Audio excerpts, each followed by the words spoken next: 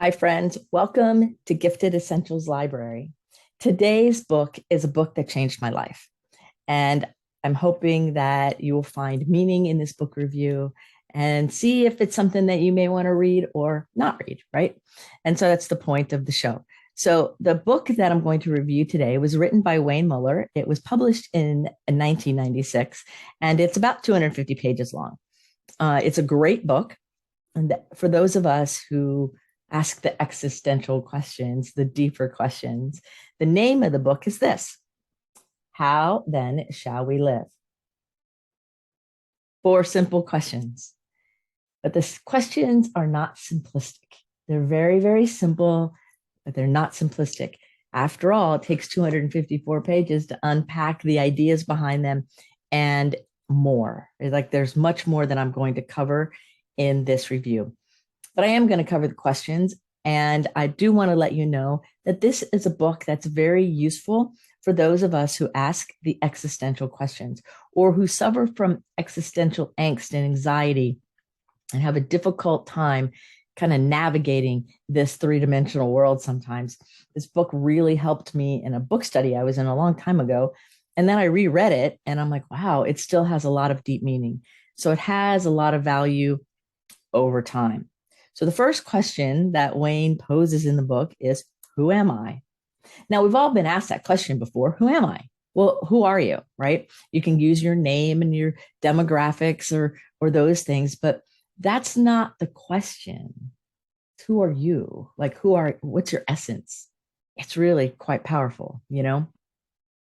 Um, he also says in here that there's a hidden wholeness, that everyone is whole. So the whole belief system that we're flawed or fractured or not good enough, that's not true.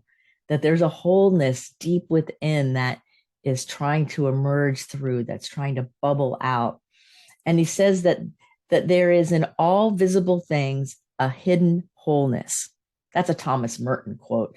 And he also says sorrow alone should not permanently disfigure our lives. Now, think about our culture that wants us to hold on to what's wrong and permanently disfigure it.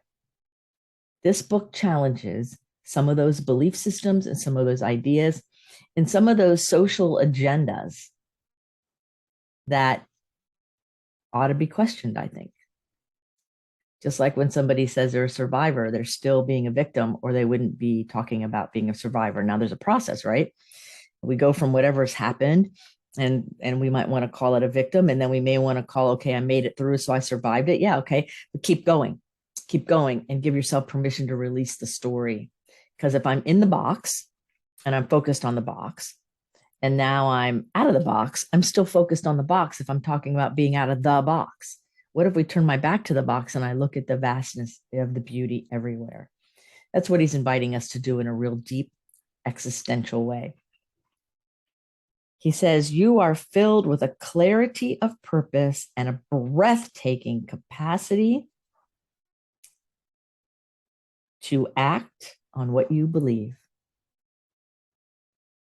You are filled with a clarity of purpose and a breathtaking capacity to act on what you believe.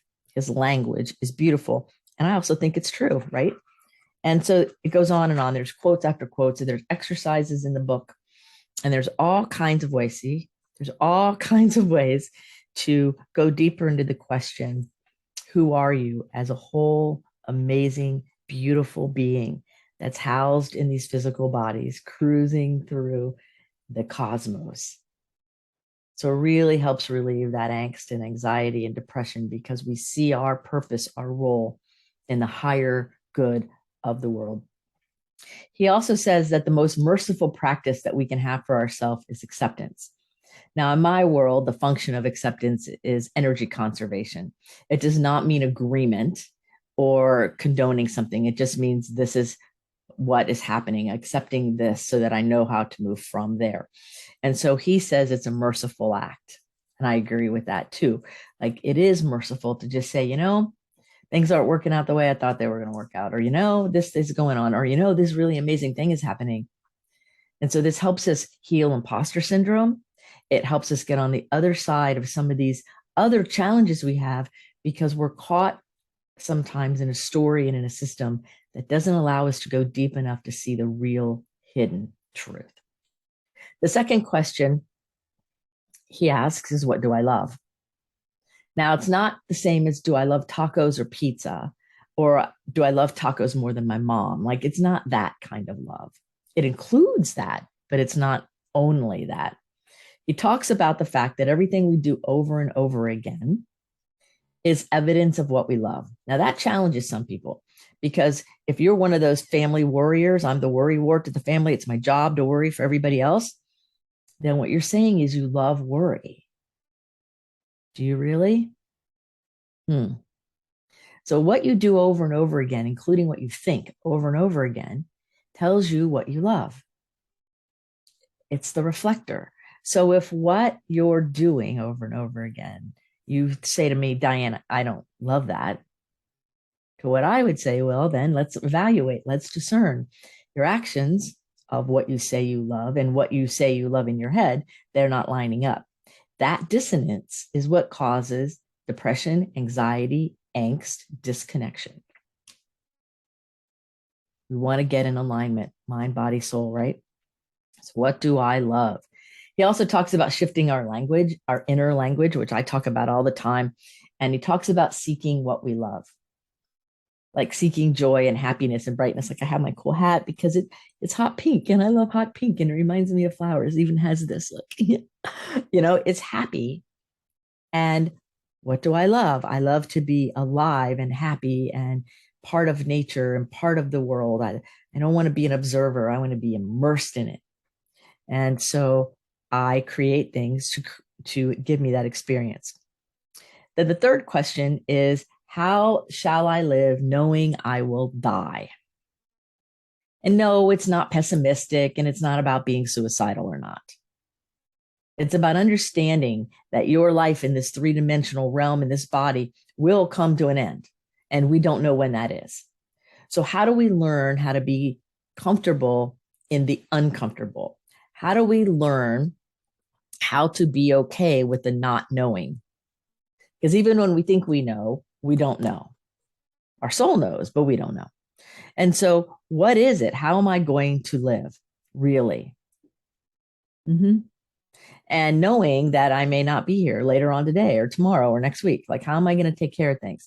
Like, excuse me, how am I going to take care of things in general? But what's my soul saying? What's my inner essence saying about these things? And what am I going to do differently, if anything? I had one person in the class when we got to this question.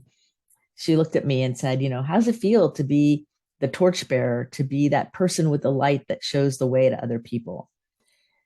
And I had to really think about that because I didn't know that about myself at the time. I was just being me. I wouldn't have put those words to me back then. And so it gave me a whole new way to look at, how will I live knowing that I'm not going to be here forever? What kind of legacy do I want my presence here on earth to be? Really? Thinking 7 generations in front of me. What is that about? And it's not just bearing children or not bearing children. It's much bigger than that. So what's your legacy? And how are you living it, really? Like, day by day by day. Because tomorrow is not guaranteed. He says in here, one of the biggest trances people have is that there's unlimited time. We have all the time in the world. And that phrase works if you're obsessing and you feel like you have to hurry, hurry, hurry, and you're stressed out. You can say, wait a second, I have time. But in the existential sense, we don't have all the time in the world. What are we going to do? It doesn't mean we freak out and get urgent either. It means that we spiritually start to balance how we walk through each day. Like, I get up every morning and say, what is mine to do today? Not just what's on my to-do list or who do I need to see or what do I need to do, but what is mine to do, really? That's what's on my list. That's what I ask. The fourth question is, what is my gift to the family of the earth? So what is your gift? He talks about hidden gifts and how some of them are obvious and some of them are not so obvious. And those of us who are kind of willing to be archaeologists inside, we can really see what gifts we have that we are bringing to the family of the earth. And I love that phrase, family of the earth. It's just so beautiful. It resonates with my soul. He talks about generosity and giving and taking, and that starts with the breath, how we give and how we take. What are we doing? And pretty soon we're so in the flow that we become the flow. And that's when our soul, our heart, and our mind are all so aligned that we're just flowing and breathing. So when you're holding your breath, you're intentionally restricting your gift, knowingly or unknowingly. And when you go, those deep sighs that people make, that says, I'm holding on to so much pain and grief in here that I need to exhale once in a while to get some air in. Because, of course, the breath starts with an exhale. So I find this book to be very powerful. How then shall we live? They're simple questions that are not simplistic one bit. He gives exercises and many really amazing quotes. To remind us, I read the book when I did the class years ago. I reread the book in order to do this show. It's been years, but I've carried it with me all along because it has meaning and value. I touch the pages and I just know.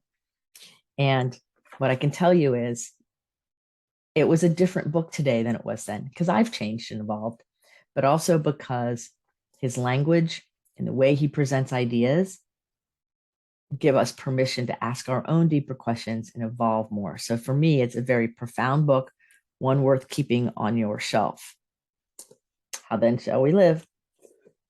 So if you have a book that you would like me to review on the show, let me know. Next review is a book about that's by an author who I've been following this person since they were in high school. Really amazing person. I've read his new book actually that came out this year. And so I will be reviewing that book and you'll see who that is and what that book is at that show. And anyway, so if you have a book you want me to review, please let me know. Put a comment with this video, send me an email, whatever you want to do to let me know. And I'll be happy to read the book and then do a review. If you have any feedback or you buy the book and you want to say something, please communicate and let me know. Put a comment, send an email, find me on social media, whatever it takes in order for you to be heard. Because remember, I love to do and listen and be in a way that's authentic and present. And I'm here to help offer input and insights and ask good questions so that all of us rise with the tide. Until the next episode of this Gifted Essentials Library, remember that you're beautiful, you are lovable, and you are capable. You, my friend, are here on purpose with a mighty purpose.